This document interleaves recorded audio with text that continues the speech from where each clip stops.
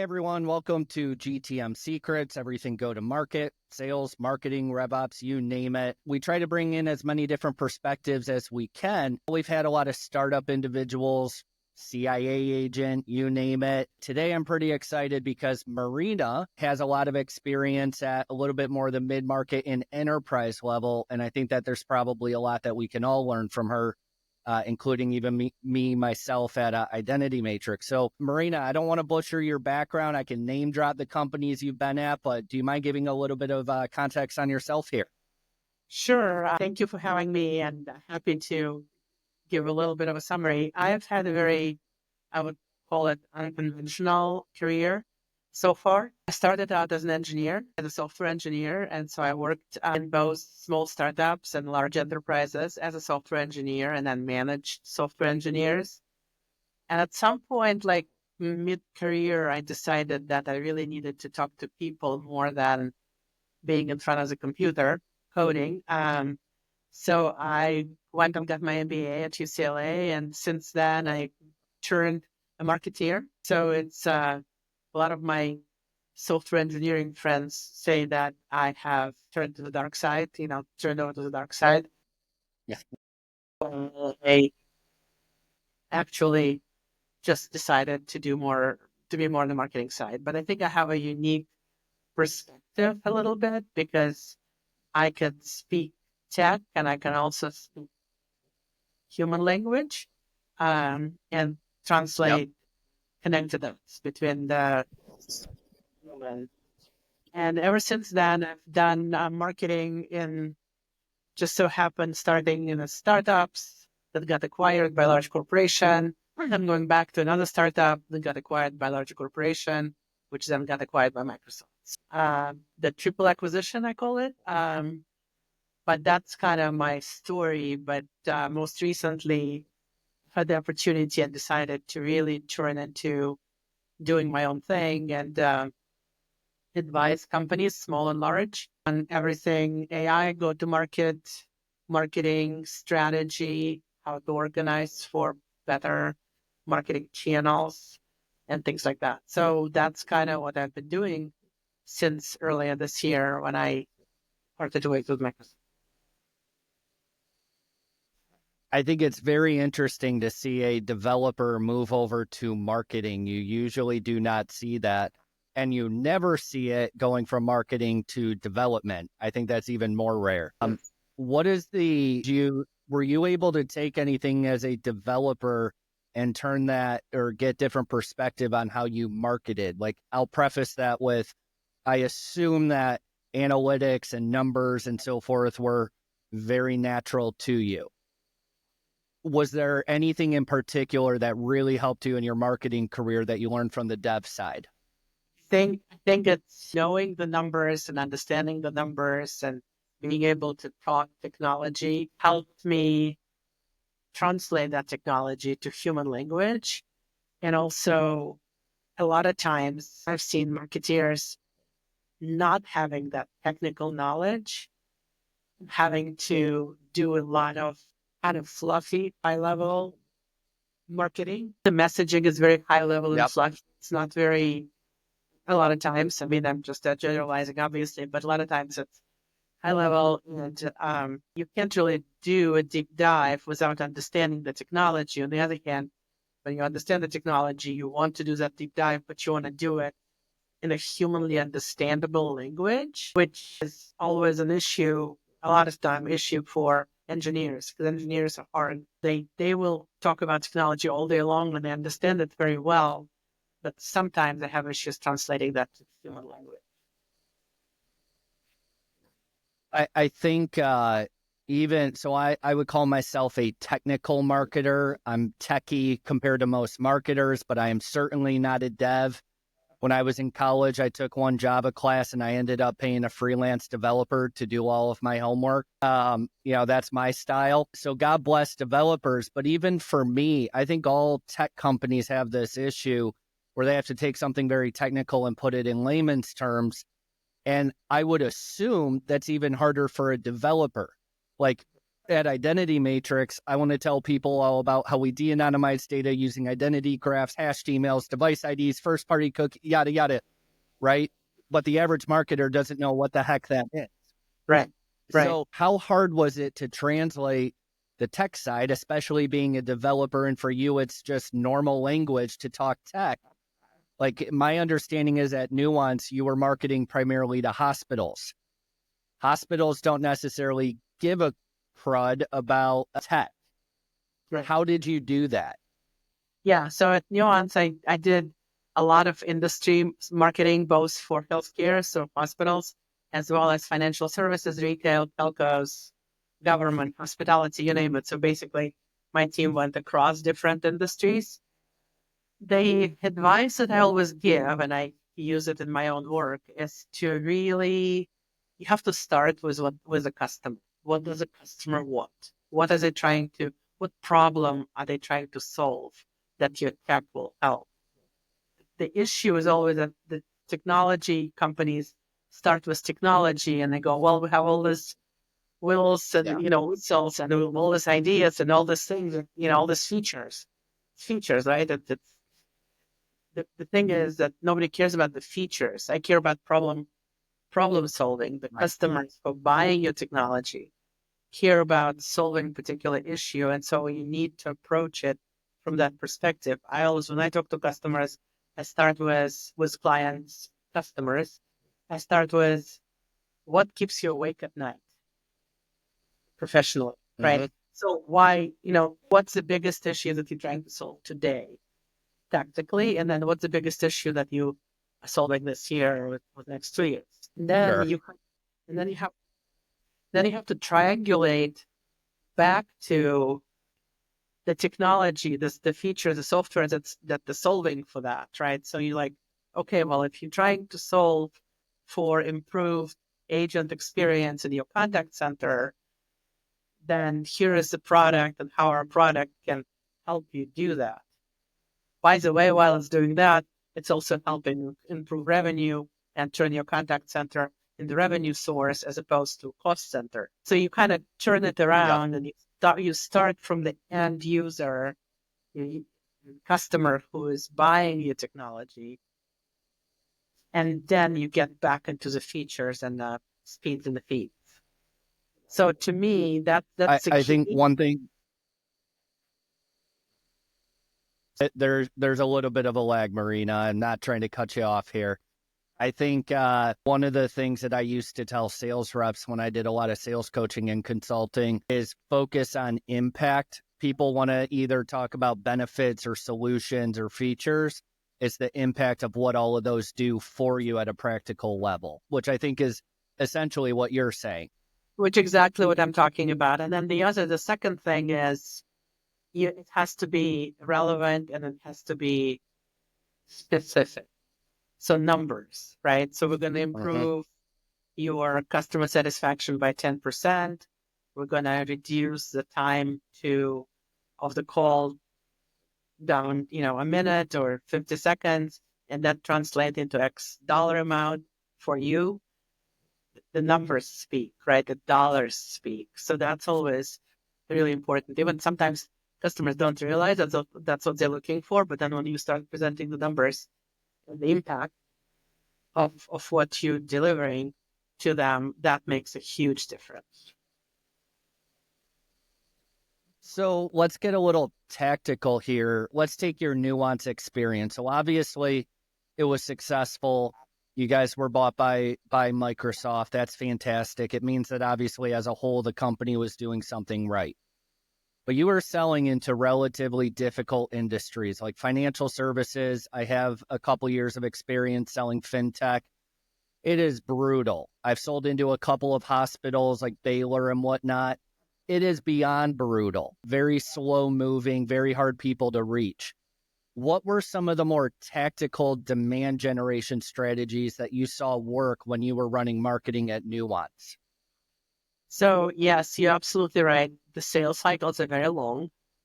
So that's the first thing that you need to coming into that business. You have to understand that your sales cycle could be anywhere from 6 months to a year. And so because of that, you have The negative is that you have a long runway and it's going to take you a long time to close the business. The positive is you have time to build up the interest and to really reach the right people. So what we have done, what my team has done, we've done a mix of different marketing channels. We've used a mix of different marketing channels that we've tried to approach people on. But even before that, you start with your buying personas, right? You start with who is the decision maker in the hospital or the decision maker in this financial institution that you're selling into. And how do you get to them with the right approach, with the right offer, right?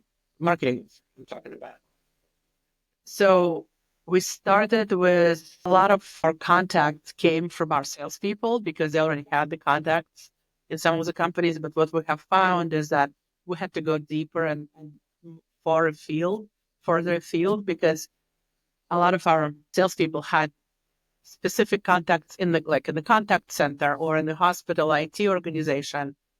And we needed to get out of that and get higher to the C level, because at the end of the day, decisions are made at that C level. So we've used to supplement the databases that we had, we used a variety of third-party tools to get the contacts. I can't really tell you like one good tool. We use ZoomInfo, we use a bunch of different ones. But then once you have that data, it's kind of like it's dirty and it's raw data, you have to really go cleanse it and really understand how to get to those people. So once you have the list, your database, that's your first line of defense. And then from there, you figure out what the message is to that buyer, right? There might be a different message to the head of IT, head of a contact center, or CRO of the company. So you have to get your messaging right. And then once you get your messaging, then you figure out what your marketing mix looks like. So we've done a combination, and it has to be a combination. You can't do one or the other. It has to be email marketing. You have to do events. You have to do webinars. You have to do paid search. You have to do earned search. You have to do all those different organic social. It's a mix of things. And then in addition to that mix, which is really normal, as marketing 101 goes, that's normal marketing mix. In addition to that, we use analyst firms. So we had really good relationship with Gartner and Forrester and others, and you can't pay them to talk about you. You have to earn it, right? So you basically, we've done a lot of briefings, a lot of conversations. We would, if we launch a new product, we would talk to them first, to get their feedback, and then to also get them to talk about us and to really validate what we're delivering. So that's kind of what you have to do. You have to do a combination of all of your normal marketing mix, and then you have to do AR and PR, because that's where you get the industry validation. And then, of course, last but not least, it's customers speaking on your behalf. So you have customers. Get out of there. You have customers who bought from you, who are your good customers, and you work with them and you create a relationship with them, and then you ask them to speak on your behalf, whether it's just a simple testimonial or if it's a longer track, or they speak on your behalf at a conference. So that's a really important piece. And to that end, another thing that we have done, we've put together our customer experience forum, which was in customer experience summits, which is our when we invite all our customers to come together in one place, and we talk to them and they talk to each other. It's really important for them to talk to each other. We try not to pontificate and not to talk at them, but we're trying to get them to talk to each other and to share experiences. We've created during those events, we've created a lot of roundtables where we'll put customers by topic. We'll collect them in different tables, and a nuanced person like myself or others would facilitate the conversation. We would not be the one speaking, but we would just make sure the conversation gets going. And that's from a customer perspective, from the feedback we're getting, that was the most powerful part of the conversation. And they really loved having that exchange among themselves, and they always asked us not to record it because it was really important for them to talk to each other and to be open and free to talk about the Right. good, bad, different. Now we were there to listen into it, so we would take that feedback and take it back to the product, take it back to the company, but we never recorded anything because we were very um, happy that the customers were talking to each other and they were exchanging information and exchanging ideas. And we got a lot of sales, a lot of referral sales from those conversations because who are you? Just a marketeer, talking to me about your product because that's your job. But if it's a customer who's Yep. using the product, is talking to another customer who's considering the product and telling them that Nuance is the best company out there because it has the best support team and they are collaborating with us and partnering with us and they're helping and they're standing behind me and to support me whenever I need help. That's key. That's huge, right? Makes sense. So I have a couple of follow-up questions. You obviously did something right when it comes to go-to-market strategy. Again, you were bought out by a behemoth. Like that says something right there. What do you think a lot of companies get wrong about their go-to-market strategy? We talked about being too technical. You mentioned doing events, getting customers to network. But where do you think most companies go wrong, particularly in the B2B SaaS world? Yeah, I think in the B2B SaaS world, I mean, the things that I talked about already are very key, but also you really need to know your customer. I mean, that's really key. You need Mhm. to know who you're getting to, and the go-to-market needs to start from that. It's kind of like turning go-to-market upside down on its head. Because if you could look at the normal go-to-market workflow, it's okay, we have an idea, we have a product. Here is the speed and feed of the product. Here is our messaging for the product. Now let's go sell it. Again, what I already talked about, you have to figure out where you start. Start from what you're trying to solve for, right? What's the impact and what's the problem that the customer is that you're solving for this customer, and you start from that to build your go-to-market. You start from that to get your message. So you were, I'll call it on the dark side. You were in an enterprise company. I realize that's not where you started, but put yourself back in your shoes at Microsoft. How, as a small business, can I compete with a company like Microsoft? And I'm using that as an example. You can pick any big company you want, but everyone's got an industry giant. Everyone's trying to go toe to toe.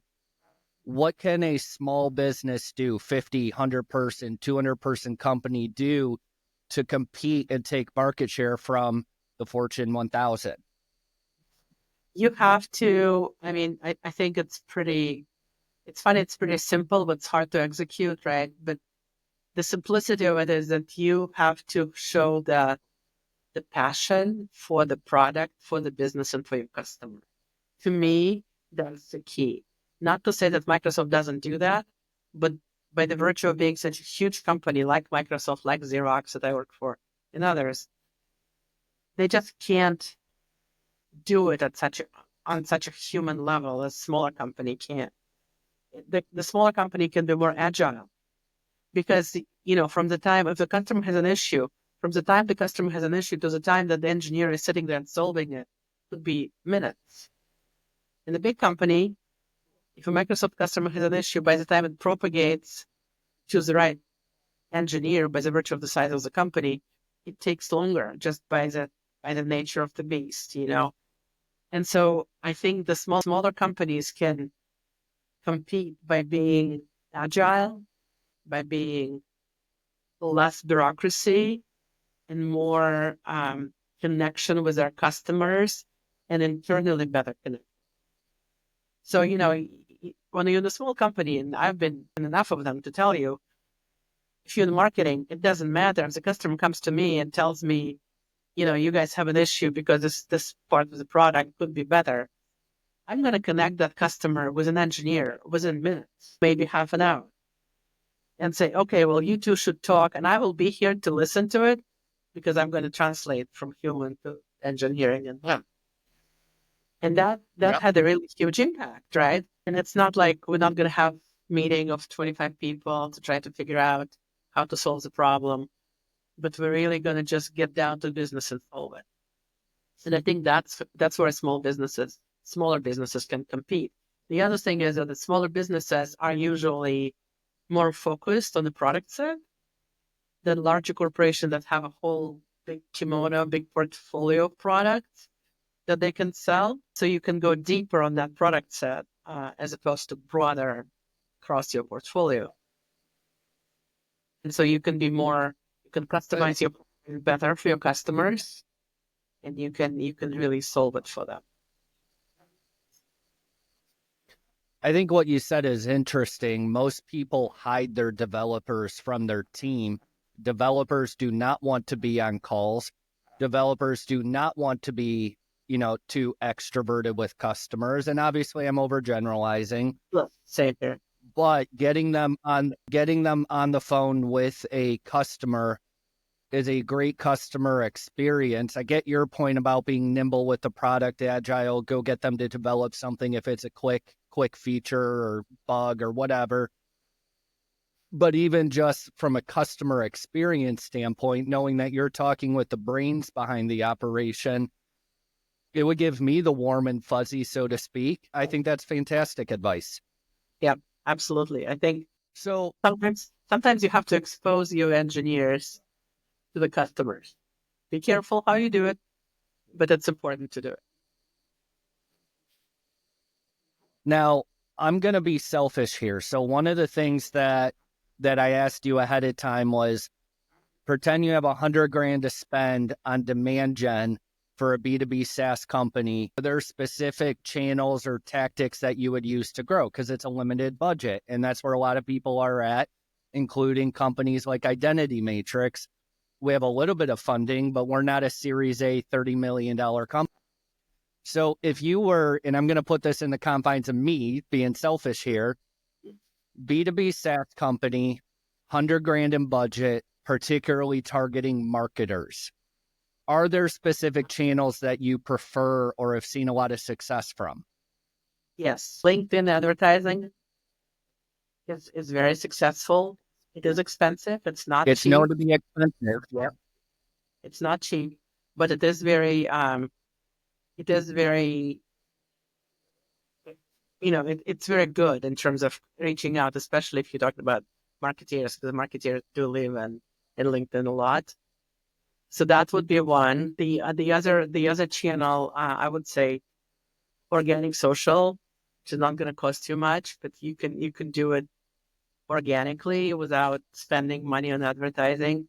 Some of the advertising money, spending on that pay per click, and all that, gets expensive. And when you're dealing with Google advertising, you start dealing with how do I get on the first page, those kind of issues. And then the other thing that I would do, if you try to target marketeers, I would be where they are. So like I was talking about LinkedIn already, but like events, right? So if there's a marketing forum or summit, some sort of marketing event, then be there where they are, because then, yeah, it's going to cost you, whatever, $2,000 to pay for the ticket, but you're there and you are networking with real people in real time, and they're there not because they have nothing else to do, but they're there because they're looking for particular solutions, right? So you have the opportunity to do your elevator pitch